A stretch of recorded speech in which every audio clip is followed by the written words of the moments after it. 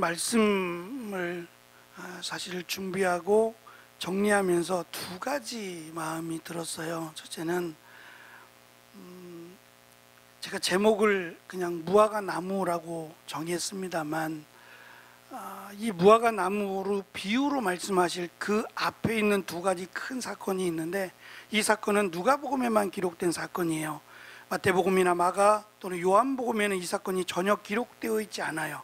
누가복음에만 기록된 특별한 두 가지의 사건인데, 이 두 가지의 사건을 준비하고 또 살펴보면서 이걸 어떻게 말씀을 드려야 될까? 우리의 삶 가운데 이 말씀을 어떻게 받아야 될까라고 하는 고민이 밀려왔어요. 어떻게 해야 조금 더 쉽게, 조금 더 우리가 이 말씀에 주신 그 의미를 깨달을 수 있을까를 고민하면서 말씀을 준비하면서 이것저것 찾아보고 하면서, 나이가 들어서 그런가 봐요. 죄송합니다. 우리 어르신들께는 참 죄송한데, 나이가 들어서 그런지 몰라도 눈물이 이렇게 생겨요. 그냥 막 말씀을 준비하다가 이 말씀의 내용들 속에서 그 대상자들을 생각하니까 얼마나 힘들었을까, 얼마나 마음이 아팠을까를 생각하면서 그 마음을 어떻게 전해야 되나라고 하는 부분이 또 한편의 숙제로 저에게 다가왔어요. 그래서 그냥 말씀의 제목은 무화과 나무의 비유로 하자라고 그냥 성경에 있는 대로 제목은 그렇게 붙였습니다. 큰 두 가지의 사건이 있었어요. 하나는 예수님을 몇 사람이 찾아와서 이야기를 하는 겁니다. 불과 얼마 전에 있었던 일인데, 로마에서 총독을 파견하게 되는데 이 총독이 바뀌죠. 총독이 자꾸 바뀌어요. 근데 예수님 당시의 총독은 빌라도입니다.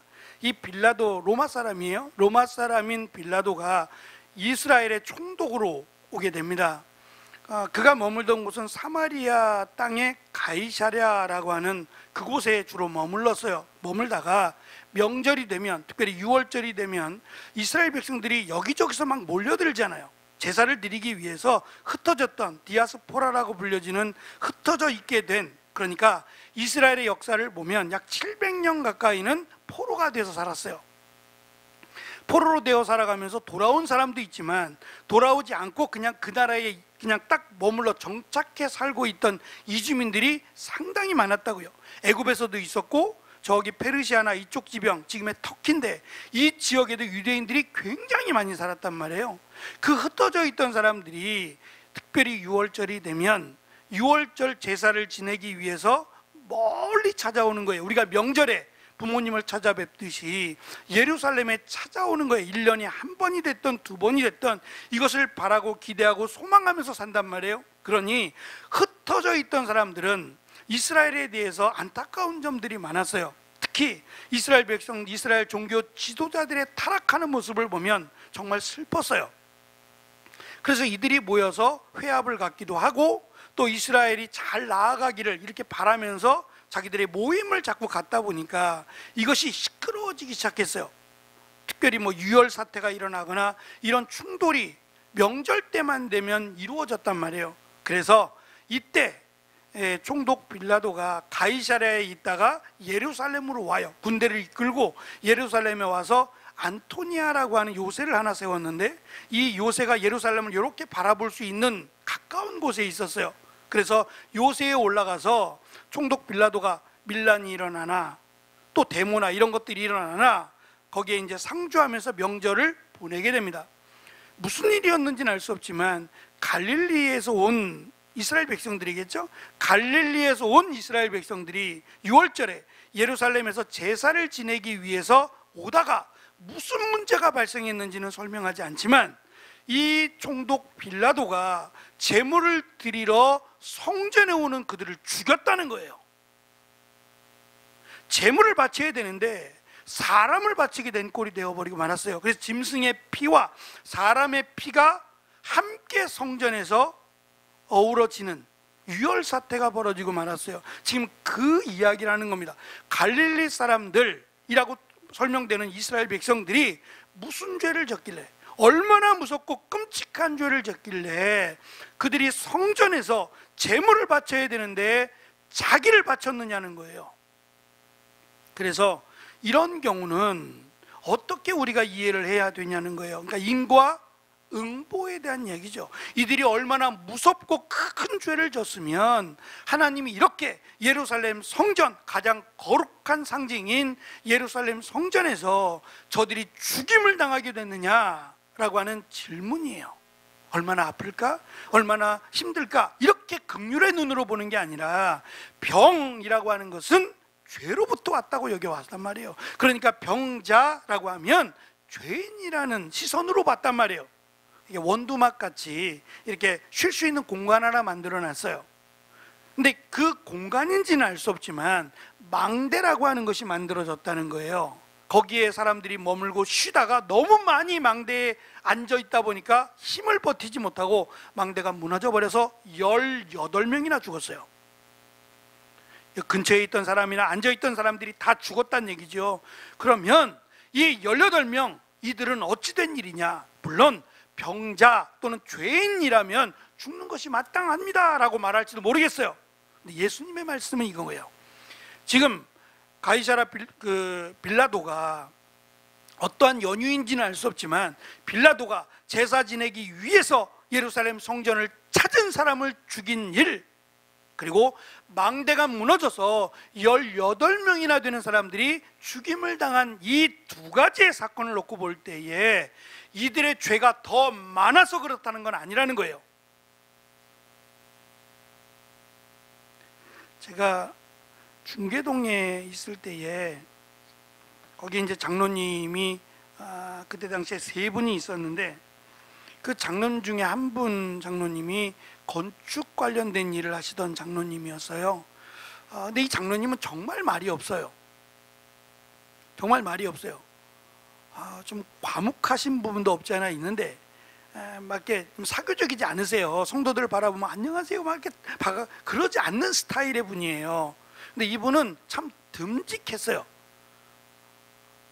저는 그때 협동 목사로 의정부에 살았기 때문에 의정부에서 중계동까지 매일 새벽은 갈 수 없었어요. 그래서 협동 목사로 수요일, 금요일, 토요일, 주일 이렇게 봉사를 했는데 얘기를 들어보면 장로님들이 다 그렇지만 새벽 예배에 한 번도 빠지신 적이 없고 수요일, 금요일, 주일 말할 것도 없고 공예배는 한 번도 빠지신 적이 없어요. 그리고 성도들이 생각할 때 아우 저 장로님은 이라고 말하며 흠을 잡을 일이 거의 없는 분이에요. 근데 이 장로님이 어느 날 이 건축 관련된 일을 하다가 2층에서 떨어지셨어요. 2층 높이에서 떨어져서 허리를 다치셨어요. 그래가지고 병원에 입원했다는 소식을 듣게 된 거예요. 근데 이 장로님은 걱정이 뭐냐면 내가 아파서 언제 일어날까, 언제쯤 회복될까, 이 걱정보다 사실은 더 걱정이 뭐냐면 성도들이 나를 뭐라고 생각할까, 이게 더 걱정이래요. 무슨 말이냐면 장로님이 잘못한 게 많아서 하나님이 벌 주셨다, 이런 생각이 두려우시다는 거예요. 그래서 하나님 내가 뭘 잘못했나요? 침상에 누워서 그 기도했대요. 하나님 도대체 내가 이렇게 당할 만큼의 뭔 잘못을 아무리 뜯어보고 찾아봤대요. 혹시 내가 누구에게 상처 준 말한 건 없는지, 내가 하나님의 걸 떼어먹은 건 없는지 등등의 그냥 병원에 누워서 그것만을 생각을 했대요. 털어서 먼지 안 나는 사람이 어디 있어요? 근데 하나님 이 정도 가지고 이렇게 나를 요 정도의 나를 이렇게 하나님이 치실 거면 더 많은 죄를 진 사람은요, 그러니까 아무리 생각해도 내가 하나님한테 이만큼 고통을 당할 만큼의 죄는 지은 것 같지 않다는 거예요. 근데 그건 내 생각이고 다른 사람이 나를 어떻게 생각할까, 이게 이제 걱정이 되고 염려가 된다라는 말씀을 하셨어요. 저는 이 사건을 보면서 장로님이 2층에서 떨어진 그 모습을 보면서 한편으로 우리에게 더 기도하라고 하시는가 보다. 그때는 제가 협동 목사이긴 했지만 더 기도하라 하시는가 보다라는 생각을 가졌어요. 아니나 다를까 몇 개월이 지나지 않아서 이 목사님이 노회장을 하셨는데, 담임 목사님이 노회장을 맡으셨는데, 이 노회장을 일을 하시다가 이 노회에서 증경 노회장들하고 말다툼이 생겼어요. 이권 다툼인지 뭔지 모르겠습니다만 이 문제가 커지면서 이 노회에서 면직이 돼버렸어요. 면직이라는 말은 목사직을 못하게 된다는 얘기예요. 이게 가장 목사에게는 가장 치명적인 일인데, 그러면 목사는, 담임 목사는 교회에서 더 이상 강단에 설 수 없어요. 목사가 아닌 거예요. 가장 심각한 처벌인데요, 면직 처벌을 내버렸어요. 그리고 이것이 이제 형사 법원까지 가게 되는데, 일단 노회, 그러니까 교회는 노회 소속이거든요. 근데 노회에서 면직이 되면 이 면직이 회복될 때까지는 목사님은 강단에 설 수 없어요. 목사가 아닌 거예요. 그래서 이것 가지고 이제 법정 싸움을 하는데, 법정 싸움을 하는 기간 동안은 강단에 설 수 없게 돼요. 그래서 결국은 목사님이 교회 사임을 하셨어요. 교회 사임을 하시고 교회에서 나가시는데, 이게 불과 얼마 안 되는, 몇 달 안 된 뒤에 일어난 사건이었어요. 그래서 제가 시간을 지나고 나면 결국 이건 한 사람의 문제가 아니라, 결국 이러한 일들은 장로님의 은혜가 많이 있으시니까 다른 사람에게 이런 어려움이 오면 시험이 드니까 믿음이 좋은 장로님에게 이런 일들을 통해서 교회가 정신 차리고 목회자가 정신 차리고 더 기도하라 라고 하는 하나님의 은혜의 신호일지 모른다는 생각을 저는 가져봤어요. 그건 제 생각입니다만, 어쨌든 예수님께서 지금 말씀하신 이 사건을 통해서 하신 말씀이 뭐냐면, 이 어려움과 아픔을 또는 비극을 경험한 이들을 위해서 애통해야 하라는 거예요. 평가하지 말고, 무슨 죄를 졌길래? 라고 하는 평가하지 말고 이들의 아픔을 순수하게 받아들이고 같이 아파해 줘야 된다는 거예요. 우리가 할 수 있는 일이 그거예요. 우리가 해야 되는 일이 그거라는 거예요. 그들의 아픔을 내 아픔으로 받고 같이 아파해 주고 그들에게 위로해 주는 일을 우리가 해야 된다는 거예요. 평가하지 말고 저 사람이 얼마나 큰 죄를 졌길래 이렇게 평가하지 말라는 거예요. 그게 아니니까. 그것은 하나님이 하실 일이고, 우리는 그저 그들이 당한 안타까움과 아픔을 같이 나누어 주고 끌어안아 주는 일이 우리가 해야 되는 일이다 라고 하는 말씀과, 또 한 가지는 이것을 망한다는 표현을 썼어요. 우리 성경에는 망한다라고 하는 표현을 썼는데요, 일단 이 땅에서의 우리의 생명이 끝나는 것을 망한다라고 하는 설명으로 하셨다는 걸 전제로, 그렇게 보면 저들은 이 땅에서의 생명이 끝났어요. 더 이상 이 땅에 살지 못하는 거예요. 그러나 저들이 만약 예수님을 믿었다면, 지금 3년이라는 시간을 말씀하셨는데 3년 동안 예수님이 복음을 전하셨고 그것을 믿었음에도 불구하고 저들이 이런 비극을 겪었다면, 그들이 비록 이 땅에서는 비극일지 모르지만 구원은 받았을 거예요. 그러니까 우리가 이 땅에서 어떤 끔찍한 비참한 이런 상황을 겪게 될지라도 구원은 다른 문제예요. 그렇게 했다 그래서 구원을 못 받는 건 아니에요. 우리 주변에서 일어나는 일들 속에서 끔찍한 일들, 끔찍한 소식을 겪게 될 때 그 안에도 예수님 믿는 사람들이 있을 수 있다는 거예요. 그것까지는 우리가 이해할 수 없어요. 왜 하나님을 믿고 예수님을 믿는 자들에게는 축복을 주셔야 되고 형통의 복을 내려주셔야 되는 거 아닙니까? 그건 우리가 해야 될 기도예요. 맞습니다. 그러나 그렇지 못한 일이 있을 수도 있다는 거예요. 그것은 우리가 알 수 없어요.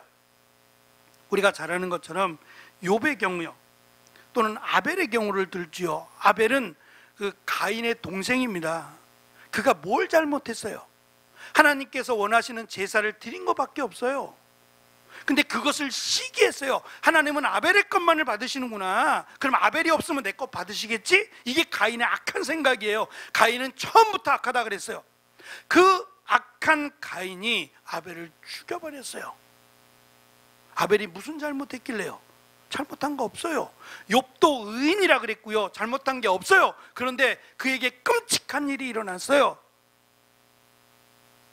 근데 그것이 하나님의 심판과 저주라기 보기보다는 오히려 이것을 통해서 하나님이 욥을 통해서 믿는 사람들을 깨닫게 하시기 위한 믿음의 도구로 사용하신 거예요.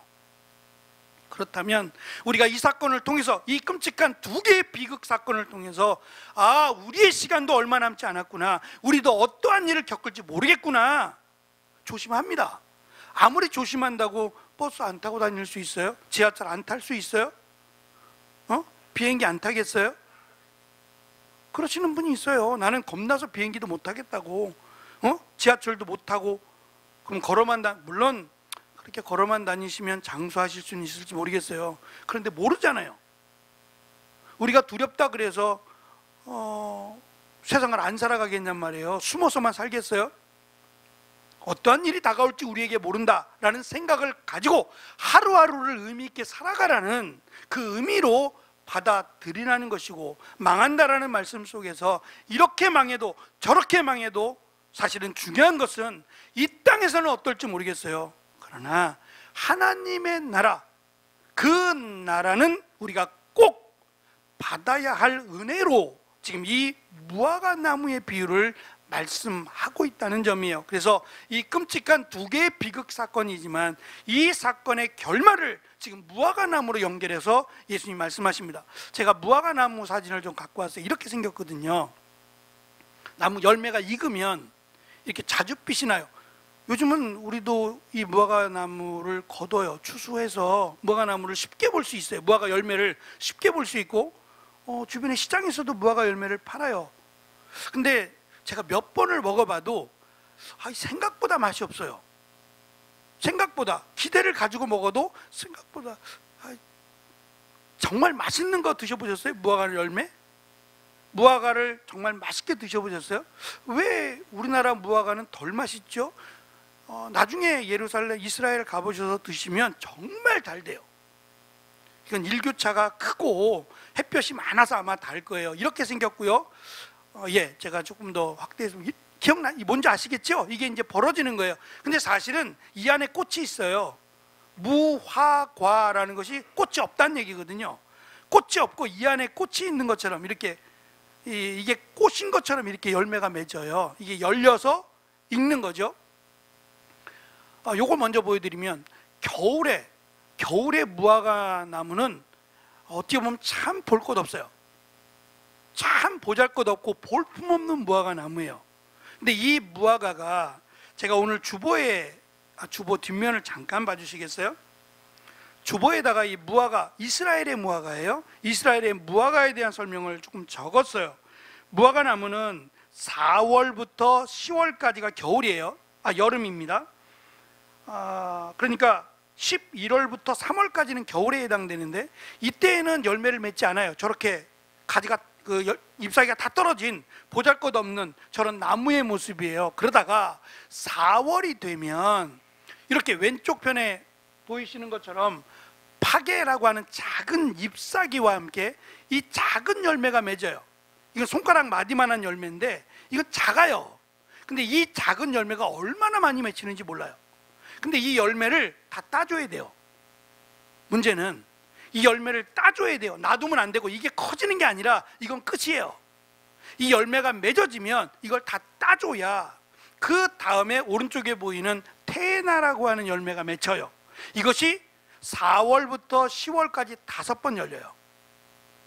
근데 우리나라 무화과는 이렇게 안 열려요. 이스라엘은 5번이 열린대요. 4월부터 10월까지 이 무화과 열매가 따고 또 따고 5번이 열린다는 거예요. 그러면 지금 이 무화과 열매 비유의 장소가 어디냐면 포도원이에요. 포도원에 포도나무를 심어야지 무화과 나무를 심은 거예요. 이유가 있겠죠? 비유니까. 포도원에 두 가지를 심을 수는 없어요. 신명기에 의하면 두 가지를 섞어 심을 수 없다 그랬어요. 그러면 포도나무도 심고 무화과 나무도 심고 그렇진 않은 거예요. 포도원에 포도나무를 빼고 이번에 무화과 나무를 심었는데 3년 동안 기다렸대요. 주인이 3년 동안을 기다렸대요. 그럼 몇 번 열려야 되는 거예요? 15번이죠. 이게 적은 숫자가 아니죠. 3년이라고 하는 것은 의도적으로 예수님께서 이제 공생애가 끝나가시는 시간이에요. 예루살렘으로 들어가실 거니까. 그러면 3년 동안 예수님의 복음을 전했어요. 복음을 전했는데 이 복음을 듣고도 믿음이 열매를 맺지 못하는 이스라엘 백성들을 말씀하시는 거예요. 그러면 기다릴 만큼 기다린 거예요. 3년이라는 시간을 꼬박 예수님의 복음을 전하셨는데, 하루도 빼지 않고 예수님의 복음을 전하셨는데, 그 강원도밖에 안 되는 땅이에요. 그 작은 땅에 3년 예수님이 다니시면서 이 복음을 전하셨어요. 그런데도 열매를 맺지 못하면 이제는 필요 없으니까 이 나무를 베어버리고 다른 나무를 심자는 거예요.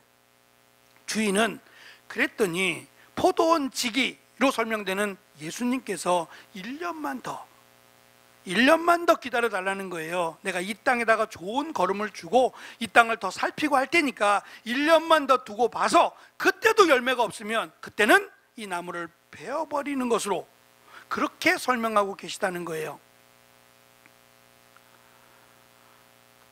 이 비유를 통해서 말씀하시는 건 그거예요. 기다리는 것은 언제까지, 영원히 기다리지 않는다는 거예요. 1년이라고 하는 기간을 주셨다는 거예요. 지금 예수님께서 다시 심판하러 오실 거예요. 근데 그 기간이 영원하지 않아요. 지금 비유에서는 1년이지만 분명히 때가 되면 예수님이 오실 때요, 그때는 누군가는 망하는 때가 되고 말 거예요. 이 땅에서 승승장구하고 잘 사는 것 같지만 예수님을 믿지 않으면 그는 망하는 시간이 되고 말 거라는 거예요. 그럼 반대로 예수님을 믿고 살아가는 자들은 흥하는 시간이 될 것이고 축복의 시간이 될 것이죠. 그런데 예수님이 이것을 그냥 말씀하는 게 아니라 열매가 있어야 된다고 말씀하시는 거예요.